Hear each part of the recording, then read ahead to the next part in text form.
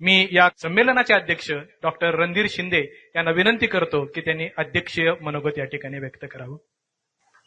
सोलापूर जिल्हा मराठी साहित्य संमेलनाच्या या उद्घाटन समारंभ प्रसंगी उपस्थित असणारे उद्घाटक श्रीकांत मोरे, प्रमुख पाहुणे अहिल्यादेवी होळकर विद्यापीठाचे कुलगुरू डॉक्टर प्रकाशजी महानवर, स्वागताध्यक्ष Vijaykumar Ubale, Bharat Gawade, Vitthal Kadam, doctor BH Damji, doctor SV Kshirsagar, Shobha More madam, doctor Gaikwad sir, Gaikwad madam, doctor Rajshekhar Shinde, प्राचार्य संतोष कोटी, प्राध्यापक प्रभाकर कोळेकर, डॉक्टर केदार काळवणे, इंद्रजित घुले, आमचे मित्र राम जगताप, डॉक्टर भटकर, गोविंद काळे, मारुती कटंगधोड, प्राध्यापक मते, दत्ता घोलप, रमेश शिंदे, डॉक्टर शिवाजी शिंदे, पद्माकर कुलकर्णी आणि आणखी खूप परिचित मंडळी या सभागृहामध्ये आहेत.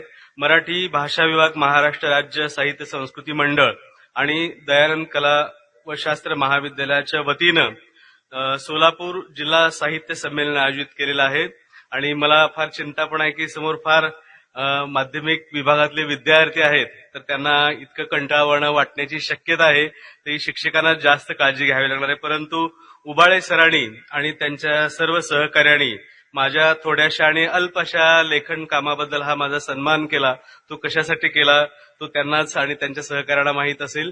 परंतु एक अध्यक्षीय भाषण म्हणून मी या 3 भागांमध्ये दयानंद महाविद्यालयाबद्दल, सोलापूरच्या साहित्य परंपरेबद्दल आणि आजच्या साहित्याबद्दलच्या काही अशा 3 भागांमध्ये मी काही एक मांडणी करणार आहे. या शहराशी, या परिसराशी माझा फार जवळचा ऋणानुबंध आणि संबंध आहे. मी संगमेश्वर महाविद्यालयामध्ये शिक्षण घेतलं आणि याच गावामध्ये एका माध्यमिक शाळेच्या वयाच्या टप्प्यावरती वाचनाकडे मी वेळलो. पुस्तकांच्या जगाने मला खेचून घेतलं गेलं. त्या काळातली अनेक व्याख्यानं, भाषणं मी ऐकायला जायचो. हिराचंद नेमचंद वाचल्यानं अनेक वाचन लळे माझे पुरवले आणि एक नवं जग वाचनाचं, साहित्याचं मला या वाचनालयानं पुरून दिलं. तर या परिसराविषयी, या प्रदेशाविषयी, इथल्या माणसांविषयी माझ्या मनामध्ये आस्था आणि ममत्वाची भावना आहे. आणि दुसरं, डॉक्टर गोमा पवार यांच्या सहवासामुळं किंवा त्यांच्या सानिध्यामध्ये माझ्या जीवनाला आणि माझ्या लेखनाला, लेखन दृष्टीला, विचारदृष्टीला आकार प्राप्त झाला. तर त्याची कृतज्ञता माझ्या मनामध्ये या प्रसंगी आहे. सोलापूरच्या परंपरेबद्दल मोरे सरांच्या पासून, उबाळे सरांच्या पासून ते कुलगुरू सरांच्यापर्यंत खूप महत्वाची विधानं इथल्या साहित्य परंपरेबद्दल, संस्कृती परंपरेबद्दल केली गेली. विशेषत्वानं इथली संत परंपरा हा भारतीय समाजाचा एक फार वेदक अशा प्रकारचा आविष्कार आहे. 12व्या शतकामध्ये मंगळवेढ्याच्या ठिकाणी संत बसवेश्वरांची ही भूमी ओळखली गेली आणि ज्याला कलचुरी घराण्याची राजधानी म्हणून मंगळवेढा होतं. एक श्रेष्ठ समाजसुधारक, समतावादी संत आणि वचन साहित्याचा पुरस्कर्ता आणि निर्माता म्हणून बसवेश्वरांचं स्थान भारताच्या सामाजिक इतिहासामध्ये फार महत्वाचं आहे. आणि त्याच जोडीनं वारकरी संत परंपरेचा देखील फार महत्वाचा आविष्कार या परिसरातून झाला. विठ्ठल हे महाराष्ट्राचं आराध्य दैवत आहे. अनेक संतांची मांदियाळी अनेक शतकांपासून या भूमीमध्ये पाहायला मिळते आपल्याला. आणि भाषा स्वातंत्र्याचं, अभिव्यक्ती स्वातंत्र्याचं, सामाजिक सहिष्णुतेचं, सामाजिक समतेचं तत्व या वारकरी परंपरेनं सबंध भारताला दिलं गेलेलं दिसतं. चोखामेळ्यांच्या पासून सावतामाळ्यांच्या पर्यंतची आणि जी रिबेलिंग परंपरा देखील एक बंडखोरीची परंपरा आहे. जे भाषेबद्दल असेल, सामाजिक दुःखाबद्दलची जाणीव असेल, तर भक्ती चळवळीचा अतिशय उदार आणि सहिष्णू, वर्धिष्णू अशा प्रकारचा आविष्कार करणारी ही भूमी आहे. आणि महाराष्ट्रात धर्म या परंपरेमध्ये नेऊन ठेवणारी ही वारकरी परंपरेची चळवळ होती. त्याचबरोबर श्रीधरबुवा नाजरेकरांसारखा अत्यंत पॉप्युलर आणि पंडिती परंपरेतला कवी या परिसरामध्ये होऊन गेला. हरिविजय, पांडव प्रताप, शिवलीलामृत सारखं अत्यंत लोकप्रिय भक्ती वाङ्मय स्वरूपाचं आणि रामायण महाभारत आधारित महत्वाचं लेखन आणि 1.25 लाख स्वरूपाची कविता या श्रीधरबुवा नाजरेकरांनी लिहिली होती. शाहीर राम जोशींचं नाव आपल्याला माहित आहे की 17व्या शतकातला अतिशय श्रेष्ठ अशा प्रकारचा हा शाहीर होता. राम जोशींचं नाव सगळ्यांना माहित आहे, परंतु त्याच्या घरासमोर धोंडी शाहीर म्हणून होता. त्याच्यामुळं बंडखोरीची एक प्रेरणा राम जोशींच्या मनामध्ये निर्माण झाली आणि श्रंगारपर आणि वैराग्य स्वरूपाची लावणी सुंदरा मनामध्ये भरलीसारखी अत्यंत तेजस्वी अशा प्रकारची कविता राम जोशींनी लिहिली. या परिसरातल्या तुळजापूर असेल, बार्शी असेल, पंढरपूर असेल अशा क्षेत्रवर्णनपर लावण्या राम जोशींनी लिहिल्या. गोपीकृष्णासंबंधी लावण्या लिहिल्या. माये कुणाची व्याली गगनाखाली कविता सोलापुरी, असं सोलापूरच्या साहित्य परंपरेबद्दलचा अत्यंत उज्ज्वल अशा प्रकारचा अभिमान असणारी कविता राम जोशींनी लिहिली होती. तर हा एक परंपरेचा, वाङ्मयीन परंपरेचा धागा. आणि ज्या परिसरामध्ये आपण हे संमेलन घेतो आहोत त्या दयानंद महाविद्यालयाविषयी माझ्या मनामध्ये अतीव आदराची भावना आहे. आर्य समाज ही शिक्षण संस्था आहे, दीर्घकाळ उत्तर भारतामध्ये काम करणारी. मराठवाडा मुक्ती आंदोलन आणि हैदराबाद मुक्ती संग्रामाच्या स्मृती, विजय स्मृती म्हणून या प्रकारच्या शिक्षण संस्थेची उभारणी इथं झाली आणि 1940 साली ही शिक्षण संस्था इथं निर्माण झाली. शिवाजी विद्यापीठ देखील त्या काळामध्ये नव्हतं. महाराष्ट्र, कर्नाटक आणि आंध्र प्रदेश या परिसरातल्या अनेक मुलांना, विद्यार्थ्यांना या शिक्षण संस्थेमध्ये शिक्षण घेता आलेलं आहे. आणि आपण जर पाहिलं असेल की आज आपण त्याच्यापासून फार निखळलेलो आहोत की या महाविद्यालयाच्या संस्था चालकांची दूरदृष्टी किती मोठ्या पद्धतीची होती की इतके ज्ञानवंत माणसं, शिक्षक, पंडित या महाविद्यालयामध्ये होते. सुरुवातीच्या काळात म्हणजे 50च्या दशकामध्ये संस्कृत, कन्नड, प्राचीन भारताचे इतिहास, फिलॉसॉफी, गणित, संख्याशास्त्र, विज्ञान असे विषय या महाविद्यालयामध्ये सुरू झाले होते. आणि मुख्य म्हणजे ज्ञानवंत शिक्षकांची प्रदीर्घ अशा प्रकारची परंपरा या महाविद्यालयामध्ये होती. संस्कृतला गोविंद महादेव पांडसे म्हणून 1940 साली एक विद्वान ग्रस्त होते. अमहाराष्ट्रीय मंडळींचा भरणा आणि जी ज्ञानवंत आहे ती इथं होती. भौतिकशास्त्राला पी.सी. राव, जी.एल. दत्ता, संख्याशास्त्राला आर.व्ही. बापट, तत्वज्ञानाला देवराज गुप्ता, इतिहास हा इथला अतिशय नावाजलेला विभाग प्राचार्य एस.आर. शर्मा आणि ज्यांचं पुढे तुम्ही नाव ऐकलं असेल अर. कुलकर्णी, ज्यांनी शिवकालीन महाराष्ट्र आणि मराठा इतिहासासंबंधी अतिशय मूलभूत स्वरूपाचं काम केलं. इंडियन हिस्ट्री काँग्रेसचे ते अध्यक्ष होते आणि दिल्लीच्या आयसीएचआर स्थापनेमध्ये अर. कुलकर्णींचा फार मोलाचा सहभाग होता. पुणे विद्यापीठाचे इतिहास प्रमुख आणि टिळक महाराष्ट्राचे माजी कुलगुरू म्हणून अर. कुलकर्णींचा उल्लेख केला जातो. ते या महाविद्यालयामध्ये शिक्षक होते. प्राचार्य श्रीराम शर्मा असतील. आणि केवळ ग्रंथालय, मी त्या काळामध्ये विद्यार्थ्यामध्ये ग्रंथालयाच्या आवडीपोटी काही वेळा आलो होतो. केवळ आणि केवळ पुस्तकांनी भरगच्च भरलेली कपाटं या महाविद्यालयात असायची. अनेकदा ग्रंथपाल आणि प्राचार्य हे विद्यार्थ्यांना पुस्तकं वाचू नयेत कसं याचा प्रयत्न करताना दिसतात. त्या पार्श्वभूमीवर दयानंदची हे ग्रंथालय अतिशय समृद्ध होते. अनेक शिक्षण तज्ज्ञ, अगदी जी.एन. शर्मा, तत्वज्ञानाचे देशपांडे, इंग्रजीला गुणे सर, जेठमलाणी, युम पठाण, भीम कुलकर्णी आणि विद्यापीठ स्थापनेपूर्वी जणू काही हे एक स्वतंत्र विद्यापीठ हवे अशा प्रकारची स्कॉलर माणसं, बुद्धिमान प्राध्यापक या महाविद्यालयामध्ये होते. ग. ल. भिडे होते ज्यांनी प्राचीन भारताचा इतिहास लिहिला, ज्याचंच आज उन्नत स्वरूप सोलापूर विद्यापीठामध्ये इतिहास विभागामध्ये पाहायला मिळतं. कन्नड, ज्याचा ही साहित्यनगरी ज्यांच्या नावाने निर्माण केले ते महाकवी द. रा. बेंद्रे, अंबिका तनय दत्त धारवाडचे होते. साहित्य अकादमी पुरस्कार त्यांना मिळाला, पद्मश्री मिळाला, डिलीट पुरस्काराने सन्मान झाला. साहित्य अकादमीचे सन्माननीय सदस्य फेलो म्हणून ते गौरविले गेले. नाकू तंती या संग्रहाला भारतीय ज्ञानपीठाचा त्यांना 74 साली पुरस्कार मिळाला.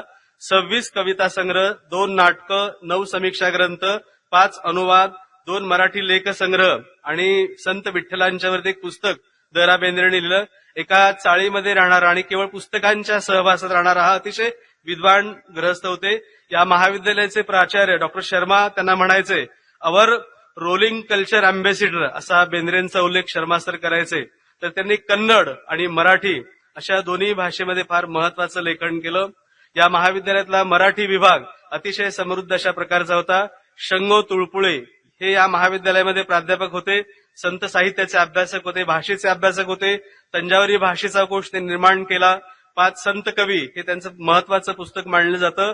नचिम केळकर हे सोलापूरचे टिळकांचे फार जवळचे अनुयायी, तर त्यांच्या मार्गदर्शनाखाली शंगोनी पीएचडी 50च्या पूर्वी पीएचडी केलेली आहे. त्याचबरोबर भीम कुलकर्णी हे सांगली जिल्ह्यातले मने राजुरीचे, परंतु कवी, कादंबरीकार, नाटककार, गीतकार म्हणून भीमांना ओळखलं जातं. शिवाजी विद्यापीठाचे पहिले पीएचडीचे मार्गदर्शक म्हणून देखील विमनची ओळख आहे. मुंबई विद्यापीठामध्ये ते एमएला सुवर्ण पदकाचं पारितोषिक त्यांना मिळालं होतं आणि 77 साली ते या महाविद्यालयामधून निवृत्त झाले. त्यांनी त्या काळात सुशीलकुमार शिंदे हे देखील या महाविद्यालयाचे विद्यार्थी. त्यांच्यावर एक छोटी कविता, एक लहानसा सुशील बाळ नावाचा विमननी कविता लिहिलेली आहे आणि या महाविद्यालयामध्ये शिवा नावाचा एक शिपाई होता. आता ते कुणाला माहिती नसेल तर त्या एका शिपायावरती एक मोठा लेखक कविता लिहितो, असं एक दुर्लभ अशा प्रकारची गोष्ट विमनच्या आयुष्यात होती की आमच्या कॉलेजचा शिपाई सेवेचा मानकरी नावाचा एक फार सुरेख कविता विमननी त्यांच्यावरती रद्द अशा स्वरूपाची कविता लिहिली आहे. चंद्रभूषण कुलश्रेष्ठ या महाविद्यालयामध्ये होते आणि सर्वात महत्वाचं नाव म्हणजे त्रयमेसर देशमुख, ज्यांचा आणि माझ्या विद्यार्थी दशेच्या काळामध्ये फार जवळचा संबंध देखील आला होता. हॉटेल मंजू किंवा हुतात्मा सभागृहाच्या बाहेरील एका बाकड्यावरती संध्याकाळी शबनमची पिशवी अडकवून सर यायचे आणि त्यांच्या मृदू आणि अतिशय स्नेहा भाषेमध्ये ते हितगुज करायचे. मी एमएला असताना त्यांची 3-4 पत्र देखील मला आली होती. मराठीमध्ये अतिशय महत्वाचं कादंबरी लेखन त्रेवेनी केलेलं होतं. बकर एका राजाची, उच्छाद आणि डांगोरा एका नगरीचा अशी कादंबरी माला तरी मराठीमध्ये लिहिली. जीवनावरच्या मांगल्यावरची श्रद्धा आणि भद्र जीवनाची आकांक्षा सरदेशमुखांच्या सबंध साहित्यामध्ये पाहायला मिळते. समीक्षक म्हणून सरदेशमुखांचं मला विशेषत्वानं फार विलक्षण गारुड माझ्या विद्यार्थी दशेमध्ये केलं होतं. एक प्रतिमांची रूपकांची भुरळ भाषा सरदेशमुख सरांची होती.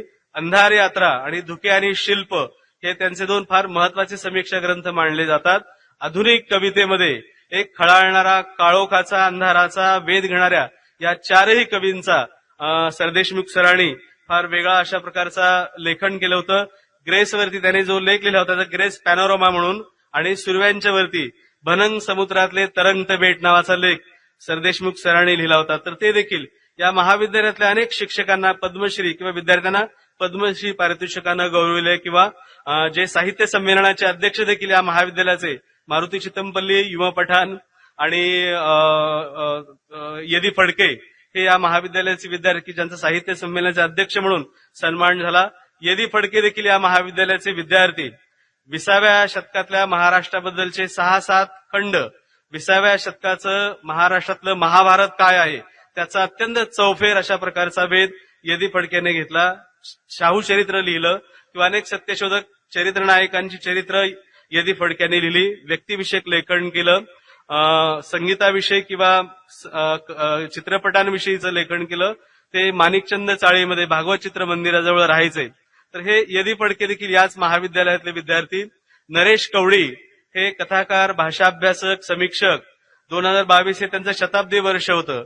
डांग जिल्ह्यातील बोलीभाषांचा अभ्यास त्यांनी केला होता आणि अमेरिकेतील पेन्सिल्व्हानिया विद्यापीठात त्यांनी मराठीचे प्राध्यापक म्हणून काम केलं होतं आणि अखेरच्या काळामध्ये मडगावला पार्वतीबाई चौगुले महाविद्यालयामध्ये दीर्घ काळ काम त्यांनी केलं.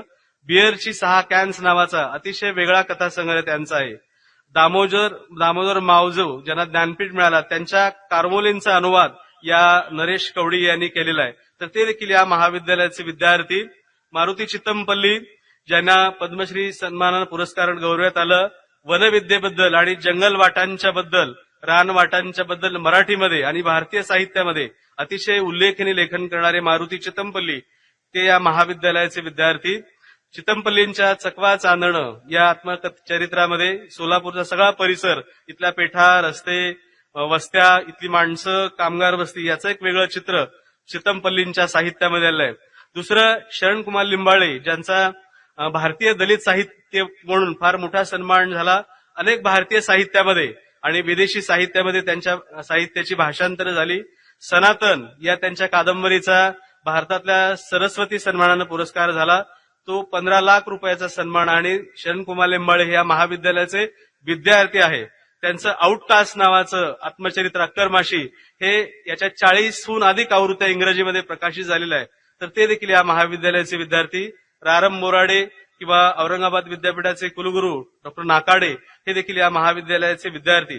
तर अशी एक दयानंद महाविद्यालयाची अतिशय ज्ञानसंपन्न आणि समृद्ध अशा प्रकारची परंपरा आहे. आणि या सोलापूर शहराविषयी, परिसराविषयी हे बहुभाषिक शहर आहे, बहुधर्मीय अशा स्वरूपाचं शहर आहे. अनेक शतकांपासून गुण्यागोविंदानं राहणारी माणसं या शहरामध्ये आहेत. तेलुगू, कन्नड आणि मराठी यांचा भाषामेळ या परिसरामध्ये आहे. स्थलांतराच्या निमित्तानं अनेक समूह या शहरामध्ये आश्रयाला आले आणि त्या कलावंतांनी, त्या कलाकारांनी इथली साहित्यिक परंपरा, सांस्कृतिक परंपरा समृद्ध केलेली आहे. अगदी 18व्या शतकाच्या उत्तरार्धामध्ये आणि 19व्या शतकाच्या प्रारंभामध्ये शुभराय महाराज की जे टिपू सुलतानच्या दरबारामध्ये दिवाण होते त्यांनी या शहराचा आश्रय घेतला. सुब्बाराव साहित्य, संगीत, चित्रकला आणि संस्कृत पंडित देखील होते. चित्रकलेमध्ये त्यांना विशेष रुची होती. साहित्य संस्कृती मंडळानं त्यांचा एक चित्रसंग्रह प्रकाशित केलाय. रामायण, महाभारत आणि दशावतारावरती अतिशय वेगळी अशा प्रकारची चित्र या सुब्बारावनी काढली होती आणि कमलाकरन नाडकर्णी त्याचा मोनोग्राफ त्या चित्रांचा लिहिला गेला होता. तर असा हा श्रेष्ठ चित्रकार. हे गिरणगाव म्हणून हे गाव ओळखलं जातं. गिरणगावची संस्कृती म्हणून या शहराला हे कामगारांचं, मजुरांचं, श्रमिकांचं, कष्टकऱ्यांचं शहर आहे. 1877 साली पहिली कापड गिरणी इथं आली. त्यानंतर लक्ष्मी, विष्णू, जामश्री आणि चाळींचं आणि गिरण्यांचं शहर म्हणून, विणकामगारांचं, कामगारांचं शहर म्हणून. आणि या लोकांनी वाङ्मय निर्मितीमध्ये अतिशय महत्वाची निर्मिती केलेली आहे. विभावरी शिरूरकर इथं सेटलमेंटला सुप्रिटेंडेंट होत्या आणि त्या काळात त्यांनी बळी ही कादंबरी लिहिली आहे. आणि बळीचा नायक हा इथल्या वंचित किंवा मराठीतला पहिला हा रिबेलिंग नायक, सेटलमेंट नायक. तर दलित आणि भटक्या जीवनाचं चित्रण करणारी बळी कादंबरी या परिसरावरती आहे. आणि त्याचाच धागा पुढं म्हणजे विलास पाटलांचं वादळ वाटा, लसी जाधवांचं होरपळ, भीमराव जाधवांचं कथा काटेरी कुंपणाची किंवा दत्ता हलसगीकरांची झपझप चाललेत नाजूक पाय. तर हा गिरणी जीवन संस्कृतीचा, कामगार जीवन संस्कृतीचा धागा आणि तिथली एक समृद्ध परंपरा या शहरामध्ये पाहायला मिळते.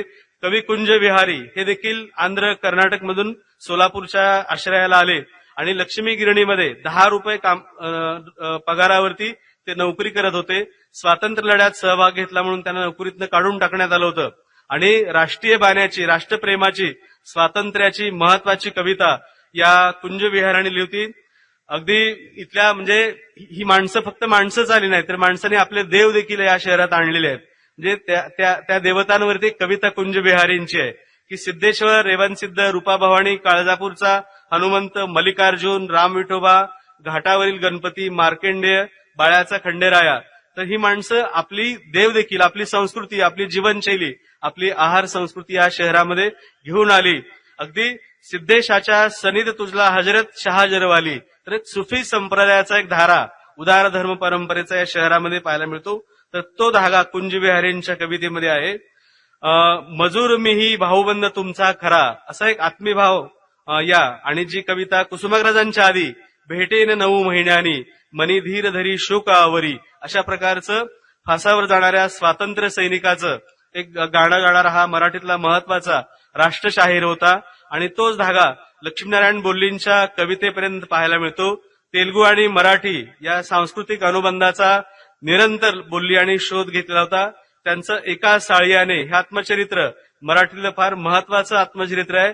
150 वर्षापूर्वी आंध्र प्रदेशमधला हा पद्मशाली विणकर समाज कोल्हापूरच्या निवाऱ्याला आला. तर त्याची हकीकत, कहाणी सांगणारं अतिशय वेगळं अशा प्रकारचं हे एका साळियाने आत्मचरित्र आहे.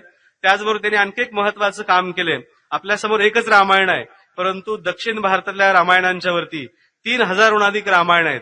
आदिवासींचं रामायण वेगळं आहे, वंचित लोकांचं, जंगलातल्या माणसांचं रामायण वेगळं आहे, लंकेतल्या माणसांचं रामायण वेगळं आहे. तर दक्षिण भाषेतली रामायण असं एक महत्वाचं संशोधन बोल्ली सरांनी केलं होतं. आणि आयुष्यभर मराठी, तेलुगू भाषेचा सांस्कृतिक तुलनात्मक अभ्यास ते करत आले.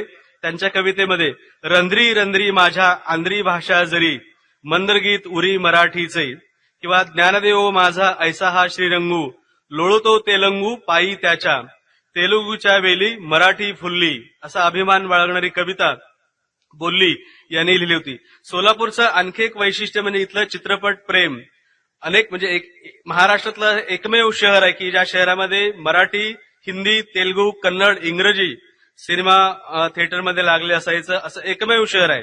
आणि चित्रपटाचा छंद आणि नाद, त्याच्या काही आठवणी माधव मोहोळकर, यदी फडके आणि राम पुजारी यांनी त्यांच्या आत्मपर लेखनामध्ये लिहिलेल्या आहेत. माझ्या लहानपणी देखील यल्लादासी नावाचे एक चित्रकार होते. म्हणजे महाराष्ट्रात एकमेव शहर असावं की सिनेमाची पोस्टर इतकी भव्य स्वरूपाची लावली जायची आणि तिकीट ब्लॅकनं विकत घेणं हे प्रतिष्ठेनं मानलं जायचं. असं हे चित्रपटांच्या छंदाचं देखील हे शहर होतं. तर त्याच्या अनेक आठवणी जुन्या काळातल्या माणसांनी, भागवत चित्र मंदिर हे या सगळ्यांचं एक महत्वाचं केंद्र होतं. या सोलापूरच्या साहित्य परंपरेचं एक वैशिष्ट्य म्हणजे ही साहित्य परंपरा सहिष्णू आणि उदार अशा प्रकारची आहे. एक प्रकारची इन्क्लुझिव्ह दृष्टी सोलापूरच्या साहित्य परंपरेमध्ये सगळ्यांना सामावून घेणं, आपल्यात मिसळून घेणं, अशा प्रकारचा एक उदार आणि उमदा स्वभाव सोलापूरच्या साहित्य परंपरेचा आहे. अगदी फकरीद्दीन बेन्नूर यांच्या कुदरत आत्मचरित्राची अर्पण पत्रिका अशी आहे पहा की वंश सांस्कृतिक दृष्ट्या भारतीय असणाऱ्या माझ्या समाजास ही बेन्नूरांची अर्पण पत्रिका आहे. त्यावरून देखील इथल्या माणसाचं, प्रदेशाचं देखील वैशिष्ट्य आपल्याला लक्षात येतं. मुस्लिम साहित्याची चळवळ देखील या परिसरामधून निर्माण झाली. दलित साहित्याची किंवा आंबेडकरीवादी साहित्याची एक चांगली परंपरा या परिसरामध्ये, जातीय भावनाचा, दुःखाचा आणि वेदनेचा समाजशास्त्रीय दस्तऐवज अशा प्रकारच्या महत्वाच्या साहित्य कृती इथल्या माणसांनी लिहित. शरणकुमार लिंबाळे यांचा आपण उल्लेख केला होता. योगीराज वाघमारे दीर्घकाळ या शहरामध्ये राहत आहेत. लसी जाधव यांनी महत्वाचं लेखन केलंय. पार्थ पोळके यांचं आभ्राण नावाचं पोतराजांच्या जीवनाचं वेगळं आत्मचरित्र आहे. किंवा नाम शिंदे यांचं जातीला जात बैरी, किंवा अलीकडे भटकरांचं ज्या प्रकारचं लेखन आहे. तर हा दलित जाणीवेचा, आंबेडकर जात जाणीवेचा अत्यंत दणकट अशा प्रकारचा धागा सोलापूरच्या साहित्य परंपरेमध्ये आहे. एक 2-3 लेखकांचे उल्लेख इथे करतो की बाबा कदम हे यांचं अक्कलकोटशी एक वेगळ्या अशा प्रकारचं नातं होतं. त्यांच्या पत्नी अक्कलकोटच्या होत्या की ज्यांनी कुमुदिनी कदम, वीरसेन कदम त्यांनी आत्मचरित्र लिहिले 2 घडीचा डाव. आणि त्यांच्या आत्मचरित्रामध्ये ते बार्शीला सरकारी वकील होते आणि सोलापूरला देखील होते. तर इथल्या परिसराबद्दल, इथल्या खाद्य संस्कृतीबद्दल, इथल्या ड्रायव्हर किन्नरांच्या बद्दल आणि इथल्या शिकार जीवनाबद्दल किंवा इथल्या शीख मटणाबद्दल देखील बाबा कदमांनी फार चांगल्या गोष्टीचा उल्लेख त्यांच्या लेखनामध्ये केलाय.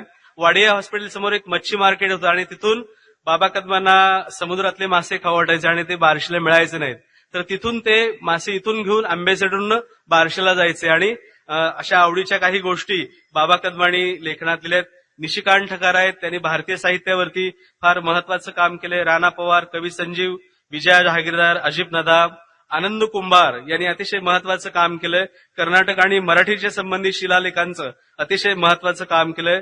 महेंद्र कदम, कविता मुरुमकर, तशी एक मोठी प्रदीर्घ अशा प्रकारची परंपरा आहे. आणि दुपारच्या सत्रामध्ये संग्राम गायकवाड, समीर गायकवाड आणि सुशील गायकवाड आणि त्यांच्या भगिनी देखील चोखामेळ्याचं कुटुंब जसं संबंध लेखन केंद्रामध्ये सहभागी झालं होतं. तर ह्या तिघांनी, या चौघांनी आधुनिक साहित्याबद्दल फार महत्वाचं लेखन केलंय. संग्राम गायकवाड ज्याची मन समजावण की ज्यांनी दौंड पासून म्हणजे दक्षिण भारतातल्या सुफी सहिष्णू परंपरेचा धागा आजच्या काळामध्ये शोधण्याचा प्रयत्न केलाय ते संग्राम गायकवाड देखील सोलापूरचेच.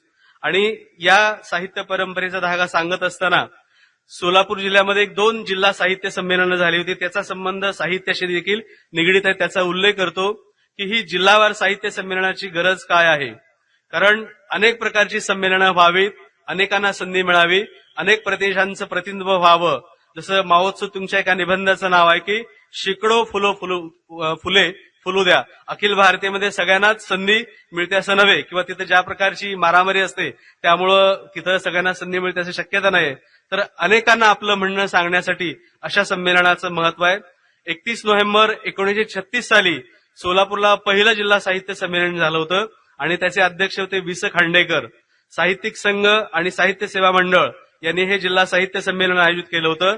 वि. स. खांडेकर या भाषणात म्हणाले होते 36 सालच्या सोलापूरच्या की पर्वताचे शिखर अजून फार दूर आहे हे खरे, पण पूर्वीपेक्षा आपले क्षितिज विस्तृत झाले आहे यात शंका नाही.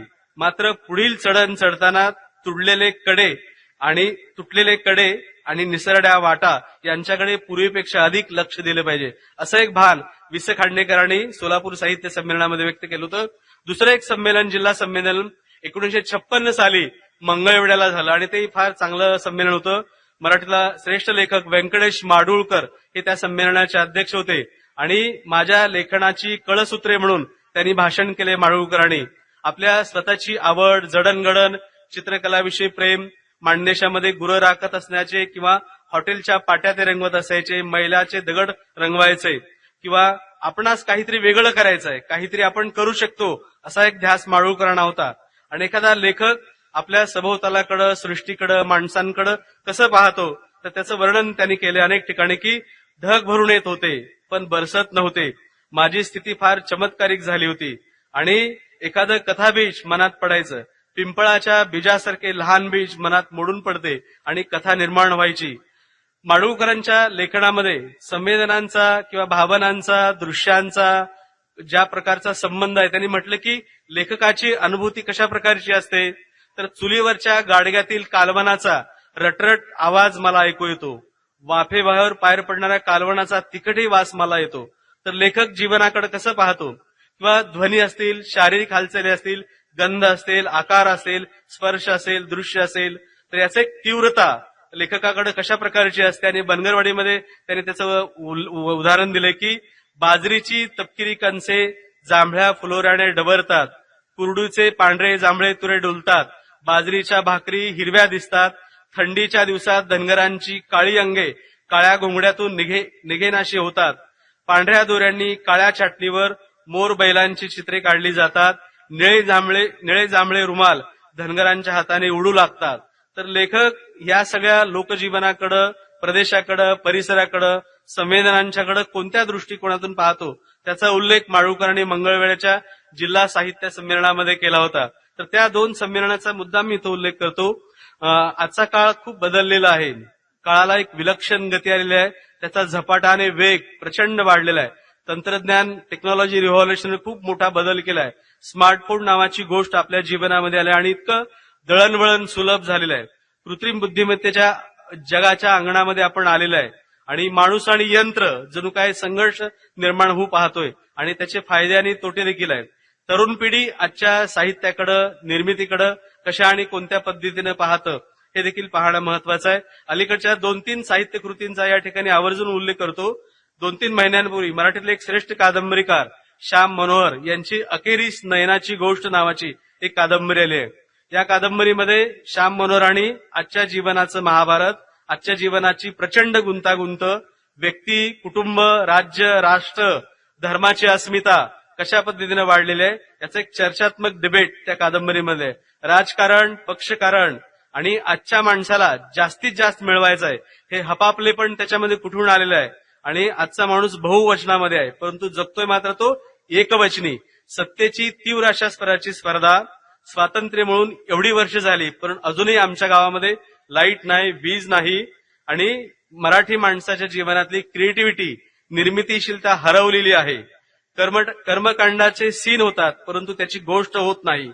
मराठी माणूस किंवा सगळाच माणूस हा एका खून भयामध्ये आणि खुनेच्छामध्ये त्याचं रूपांतर झालेलं आहे. अशा आजच्या काळाविषयीची विलक्षण गुंतागुंत सांगणारी ही मराठीतली महत्वाची कादंबरी आहे.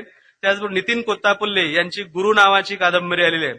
वास्तववाडी, अतिवास्तव, भ्रम आणि जागतिकरण, भांडवली सत्तेची अप्रचंड अशा प्रकारची भूक, विकासाचा भूलभुलैया, फॅन्टसीचं जग, कुणाच्या नियंत्रणाखाली आपण वावरतोय, कुठल्या तरी सीसीटीव्हीचे कॅमेरेखाली सगळी माणसं, आपल्यावरती कुणातरी लक्ष आहे आणि कुणाच्या तरी निगराणीखाली आपण वावरतोय. आपल्या सगळ्या बोलण्याकडं, कृतीकडं, आपल्या असण्याकडं कॅमेरा पाहतोय. तर या सगळ्या जगाचं संवेदन गुरु नावाच्या कादंबरीमध्ये आणि घुबडाची गोष्ट त्यांनी या कादंबरीमध्ये फार विलक्षण मांडलेली आहे. एक प्रकारच्या माळू असणाऱ्या एका प्राण्याचं रूपांतर एका अतिलालसेमध्ये हपापले जातं. नद्या, डोंगर सगळं नष्ट केलं जातंय. तर त्याचं एक चित्र या कोत्तापल्ले यांच्या, नितीन कोत्तापल्ले यांच्या कादंबरीमध्ये आहे. स्त्रिया किंवा तरुण मुली अलीकडे खूप चांगल्या लेखन करतायत. संहिता राजन यांचं चलग सये वारुळ नावाचं, की आयटी कंपन्यामध्ये ज्या प्रकारच्या तरुण तरुणींचं भावविश्व आहे, नातेसंबंध आहे, आपली कुटुंब व्यवस्था कधीच कोसळून गेली आणि त्याचा कडेलोट झालेला आहे. तर या पद्धतीचं एक चित्र या तरुण मुलीनं अतिशय वेधक अशा प्रकारच्या पद्धतीनं सांगितलेलं आहे. त्याचबरोबर या ठिकाणी एक 2-3 गोष्टींचा अनेक उल्लेख करतो की सोलापूर परिसरातून आधुनिक या अर्थानं नवी वाङ्मय निर्मिती फारशी तुलनेनं होत नाही. अन्य मराठी वाङ्मयापेक्षा सोलापूरच्या साहित्याचा वेग हा संत म्हणावा अशा प्रकारचा आहे आधुनिक काळातला. कारण आधुनिक काळाची नस पकडण्यामध्ये इथले लेखक कमी पडतायत कसं वाटतं.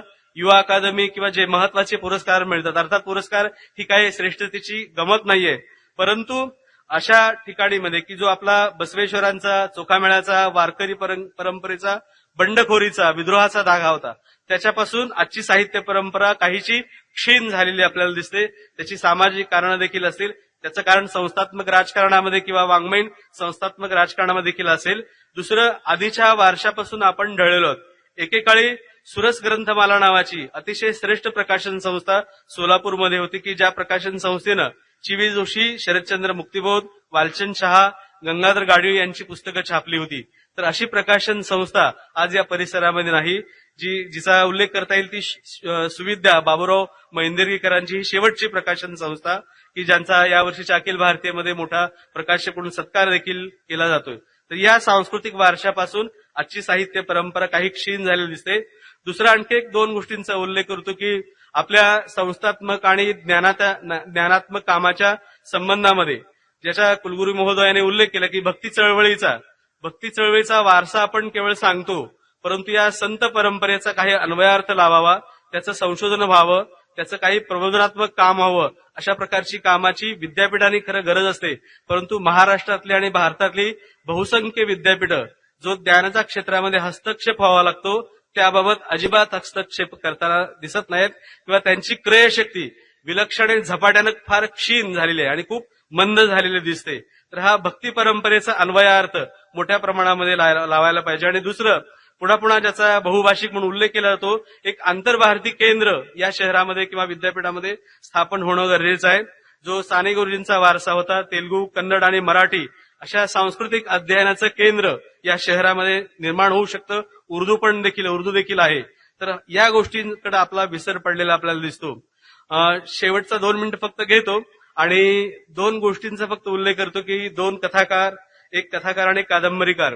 जयंत पवार हा माझा फार आवडता कथाकार आहे की आजच्या काळाबद्दल आणि उद्याबद्दल खूप चांगल्या गोष्टी जयंत पवारांनी सांगितल्या. आणि नंदा खरे यांचा जयंत पवारांची फिनिक्सच्या राखेतून उठला मोर नावाची कथा आहे.